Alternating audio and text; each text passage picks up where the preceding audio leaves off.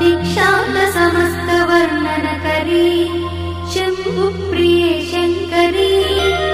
काश्मीरी त्रिपुरेश्वरी त्रिनयनी विश्वेश्वरी श्रीकरी स्वर्गद्वार कवाट पाटन करी काशीपुराधीश्वरी भिक्षां देहि कृपावलंबन करी माता अन्नपूर्णेश्वरी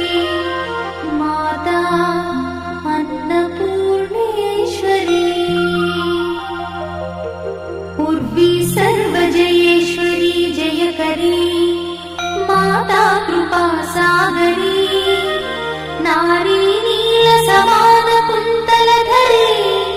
नित्यान्नदानेश्वरी